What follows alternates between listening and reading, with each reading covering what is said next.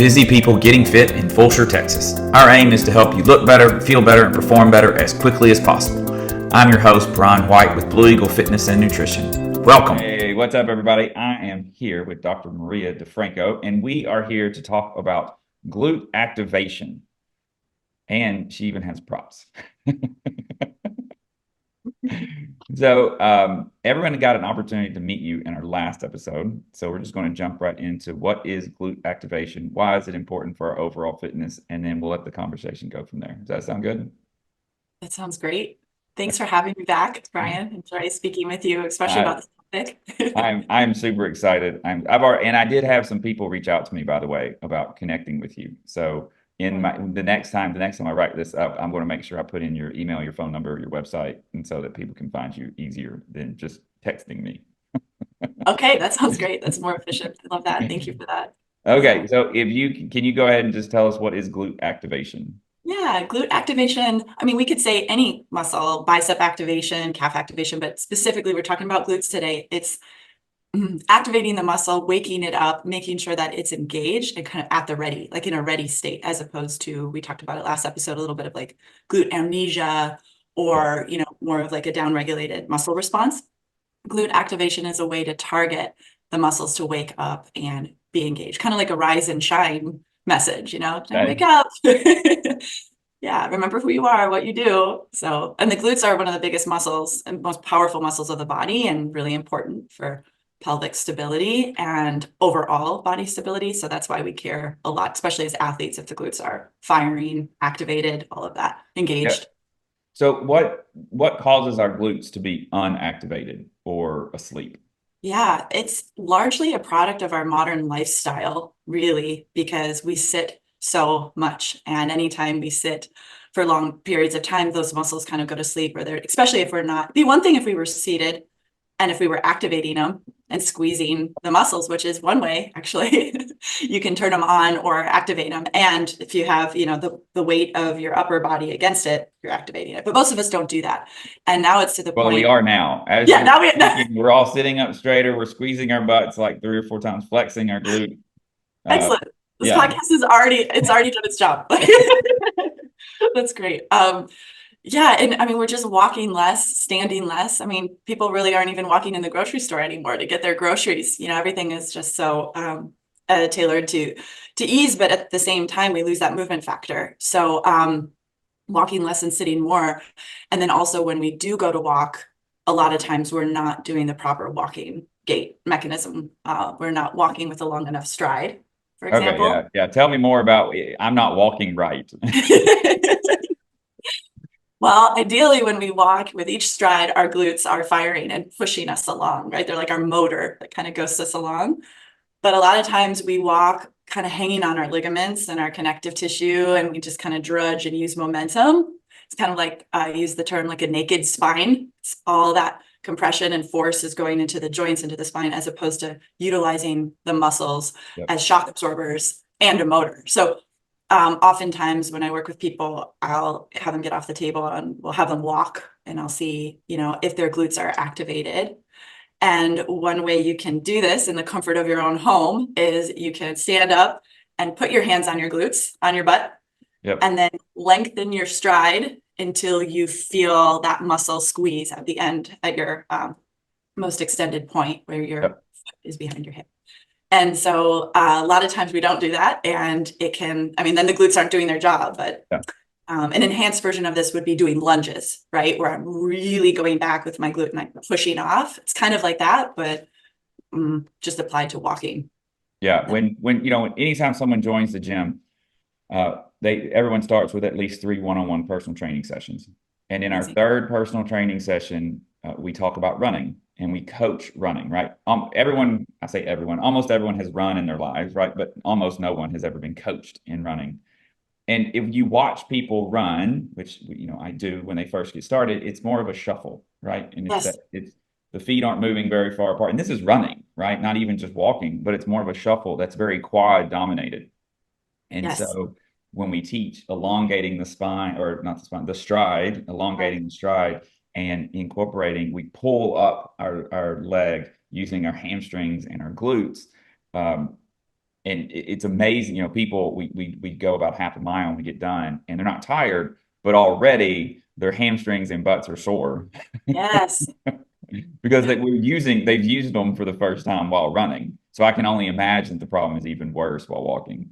Yeah, absolutely. And I do think that you can only run as well as you can walk. So you're kind of, really having to fill in the gaps for people when you're teaching them how to run. And hopefully it applies or, transfers to how people walk. And then there's I forget his name. I think it's Tim Anderson. He talks about you can only walk as well as you can crawl. And he has you go back into doing a baby crawl, Okay. cross crawl movement, which is really good for brain development.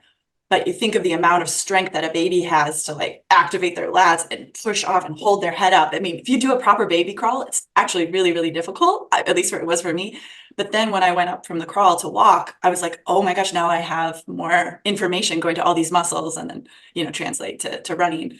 But I love that. I love that you coach running. I think there's a dear friend of mine, Kim Stout. She does back in Portland. She teaches running technique and Okay. changed my life. It was like, wow, I didn't think I could even run. Yeah. Just happened to not have the right running techniques. I love that you guys coach that and include that in warm up too before we do long runs. Yeah. Yeah. Okay, so we're talking about turning on our glutes, especially when we spend all day sitting. What are some exercises or warm-ups or what can we do if I work in the office, if I sit at my desk, especially all day? I know at least I'm going to have the opinion. I'm going to tell everybody to get up and walk as much as Yes. possible, right? Yes. What else? What else can we do? Yes, I think that's great. Walking and also when we go to sit and then when we go to stand, both on the way down and on the way up to our seat or to standing, it's really important to activate the glutes as we're doing that. So every time you go back to your desk chair, imagine that you're doing a half squat. And then Okay. when you get up, I mean, and how many times are we going from seated to standing? So that could be 20, 30 squats a day, essentially. So just to clarify, what we're not talking about, and I don't know how many people are watching us or just listening, but what we're not talking about is me putting my hands on the desk in front of me, leaning back and leaning forward and using momentum to get me up. It is literally what we're literally saying is sit up straight, squeeze your butt, and use your butt to help raise you off the seat. Beautiful. If you don't take anything away from this podcast, but that will change your life. I mean, that is the number one thing. And because that goes all the way up the kinetic chain, right? Like that, a lot of times when we use momentum, we're doing like micro whiplash to our neck and to Yep. our upper shoulder muscles. So when I'm just isolating that strength into my hips, everything else is more stable and is really beneficial. If you can't, for some reason, you can't feel the glute activation, you can, when you're doing that, you can do things like lunges or butt bridges, donkey kicks, Okay. anything, ideally, any position where your heel is behind your hip. Okay. So hip, Yep. heel, that's activating the glute muscle, right? So the further my foot is back from my Yep. hip, the more my glute would activate. And that's why I love lunges for that purpose. When you do a lunge, I Okay. mean, when I Zero say love, people have just now checked out because Maria loves lunges, and I I don't just think say love that's hate. exactly what she means. I love it for this purpose. I despise it for how it often can feel. Like, yeah, I'm not saying it's a real true romance or anything. But if you really want to get in your glutes, and sometimes when I'm walking and I'm like, I can't really feel it. I can't feel my glutes. I will do like, 5 lunges on each side, elongate that stride, and then go back to walking. And I'm like, okay, now the glutes are fired. Also, a lot of times a tight psoas, a tight hip flexor Okay. will inhibit the glute, right? So the Yep. tighter I am in front, the less I can extend my hip. That will translate to the glute being sleepy or inactive. So when I do a lunge, ideally I'm stretching that psoas and Yep. I'm opening it up, simultaneously activating the glute muscle. So that's kind of like a twofer doing lunges. And like I said, anything where the heel is behind the hip will turn it on. Even if I'm just standing at my desk and I'm doing leg extensions, Okay. that would be a good one. Yeah. Excellent. I think we gave people some good ideas. And I mean, one of the things that I've done is not if I can't go walking, if it's raining outside, I will get down on my hands and knees and do, donkey kicks, just pressing my heel up and out as far as I can, feeling that tension in my hamstrings and my glutes, squeezing them as much as I can. And then also, because I don't think I have the love for lunges that you have, I prefer to do it the easy way, which is just the world's greatest stretch, right? Which is that lunge, but I'm not actually lunging. I'm easing into it. I'm resting kind of in that position. Yes. But in all of those positions, I'm making sure that I'm actively squeezing my glutes as hard as I can. Beautiful. Yes. And I mean, all that to say, in the beginning, when I was building this relationship with my glutes, they did something for me, but it wasn't until doing deadlifts and squats and Yeah. really being up against a heavy weight to push those motor neuron units to fire, because body weight can do one thing, but really the weight will like load that nervous system to go, oh, no, now I need to. Now I have to, I don't have a choice kind of thing. Right. I have to use my glutes. So I would really recommend the deadlift for that purpose, and back squats are what Yeah. really changed my life. We're doing deadlifts today in today's workout, and the back squats that I like for us to do are actually to a box. Yes. It better mimics sitting. And one of the things that we don't, I won't say don't allow, but we coach against is leaning back. Because if you lean back, it's not that leaning back is bad, it's that to get up, you physically have to lean forward to get the bar over the middle of your feet. But we don't want you to use momentum, right? We Right. want you to just hold that position with the bar over the middle of your foot without leaning back, and then using your glutes, and in this case, your hamstrings, to get you up off of that box. That's the best way to make sure your glutes are doing the work and not momentum. Absolutely. And keeping that bar path, like that straight bar path is Yep. do that. Yeah. Excellent. Okay. A similar, well, let's switch topics maybe just a little bit, because I Yeah. get this question a lot about the pelvic floor. So how Yes. does the glute and the pelvic floor interact? What's their relationship? Because I know, especially women are that usually notice first. Men are less in tune with the weakness in their pelvic floor, but even though it is weak. And for most people who start, men or women, their pelvic floor is weak, right? And it's only by lifting heavy Yes. that it gets stronger. So could you tell us a little bit about glute activation, pelvic floor, and that relationship? Sure. Maybe you could just describe the pelvic floor just a little bit so people know what we're discussing. Maybe, and also using the word diaphragm instead of floor, because ultimately this muscle group is a diaphragm that goes up and down. And here's a model just so I can describe it. It's basically, and both men and women have pelvic floors or pelvic diaphragms. Yep. The reason why you steer away from the word floor is because floor implies something hard, Okay. something solid. Yeah. This is a dynamic structure that we can think of almost like a trampoline. Yep. Fabric that goes up and goes down with the breath, with activation. So it So you starts at call this the pelvic diaphragm. Mm, It is yeah, not the diaphragm, it is the pelvic diaphragm. it's Okay. and it's actually it moves in concert with the respiratory diaphragm, Okay. which is really cool. Like, yeah. This is a big passion of mine, so thank you for letting me speak about it. But because as a massage therapist and then going into chiropractic school, we didn't really talk about the pelvic floor, and as athletes, we know how important it is, but and just in general overall health. So it is a muscle that we have, or muscle group rather, that we have a lot of control over. We need to have control over when we're lifting heavy, especially. So it starts at the pubic bone right here at the front part of the pelvis, and then it goes all the way to the tailbone. So it's like a sling. And I mean, it's not wrong to say that it's a floor, because it does create a structure that holds up our reproductive organs and a little bit part of our colon too. So it does Okay. give, I mean, it's support. But I like to think of like an ocean floor as opposed to, a floor in your house. Gotcha. So it's soft, it's malleable, it can contract and lift, and then it can also bear down and extend down. You can actually even see this if you hold a mirror while you're in a squat. If you breathe really deep in or out, you can have control of this musculature, which is really cool. And was not educated to me. Like, I didn't learn that until, I don't know, 10 years of learning anatomy. So these muscles are, yeah, they're the forgotten ones, unfortunately. But basically the pelvic diaphragm creates stability on the inside of the pelvis, and the glutes create stability on the external part of the Okay. pelvis.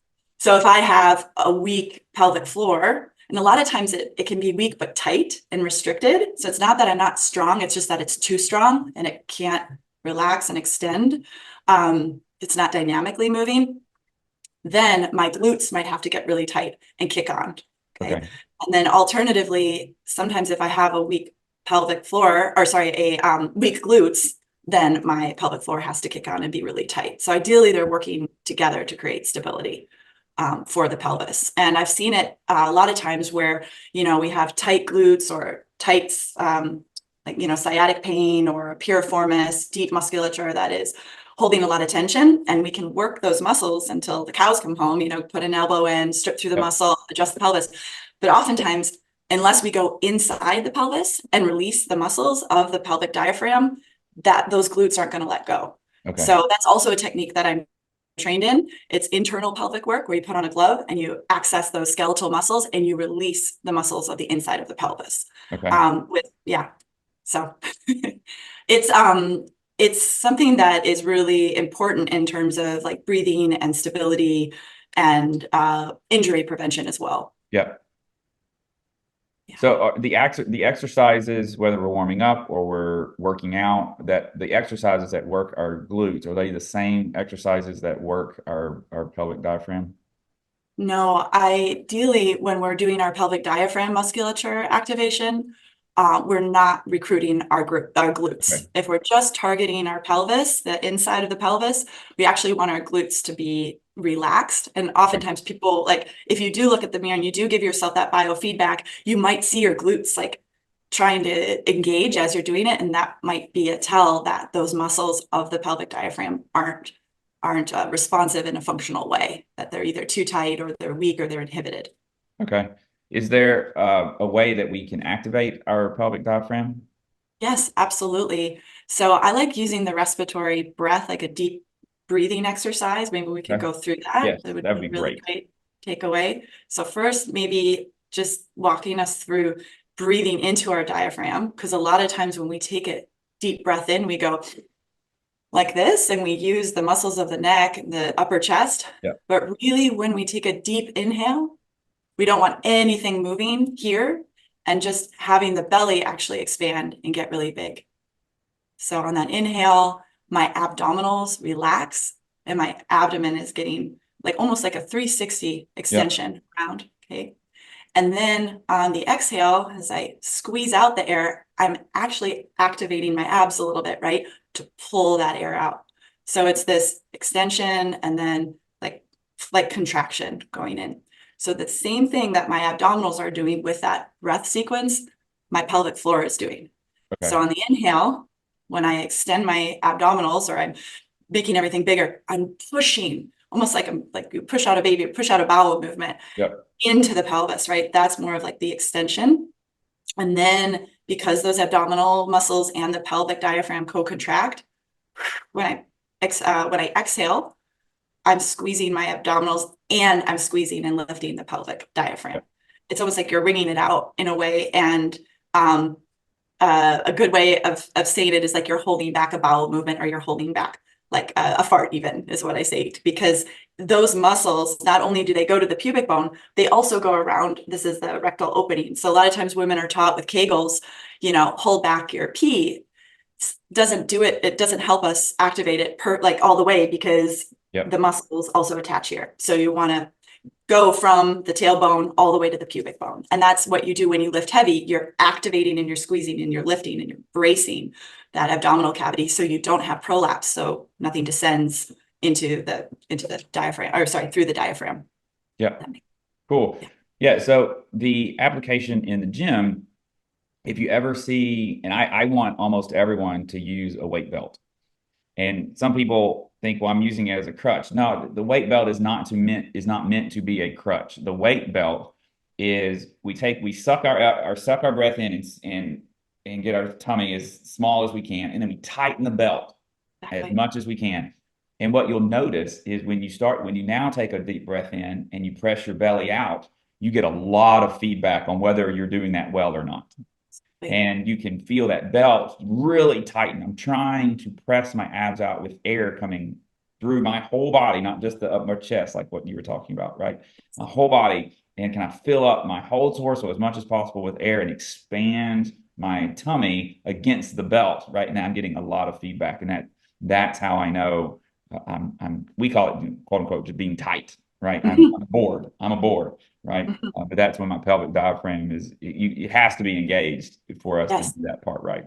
Yes, absolutely. You kind of think of almost like toothpaste. If you were to squeeze the sides, and that's what you're doing, right? When you you have that bracing Right. out, unless you have a bottom to kind of push back, you can sometimes get that prolapse. And I've Yep. seen that, unfortunately, in Pilates and weight training, that women don't know, oh, I have to hold that bottom part of my core. And really the pelvic diaphragm is part of the core Yep. quartet, if you will. The core is kind of 4 parts: front, sides, bottom, and back, bottom and top, right? It's not just the 6-pack muscles. That's right. So, Those are the yeah, only ones we care about. exactly. Not just the visual part of the core. Yeah. Awesome. Well, thank you. That was a great discussion on the pelvic floor. Yeah, absolutely. We'll go one more question back to the glutes. Yes, And let's do it. so if someone comes to you and says, I want bigger glutes, because I get that question a lot. Yeah, yes. What would you recommend? We'll probably send them back to you, Brian. Yeah, so they you can- write that in. so that they can have, specific training and proper technique. Because I'm not going to just say, oh, go do squats, go do deadlifts. Yeah. A lot of people get injured if they're doing it incorrectly. They need to have somebody really check their form and check the weight that they can push. Because a lot of times people go deadlift and they're not at the weight that they could be. A lot of people can lift a lot heavier than they think they can if they have the proper technique. Yeah. I'd also ask them about how much protein that they're consuming. I think, in terms of muscle building and muscle recovery, a lot, getting enough protein is important. Yeah. And then also we would check the pelvis. We'd make sure that the pelvic, the sacrum, the pelvis, the lower lumbar are in alignment, because if there's interference in the nerves of the spine, a lot of times that can increase inhibition. So, and then also if there's tightness in the glutes, then you can't build them, even they're just going to fight you. So loosening up the glutes, doing massage, giving them home stretches, and also just checking how they go from sit to stand and how they walk too. Yeah. Awesome. Well, thank you so much. I learned a ton. My I know pleasure. people have learned a ton as well.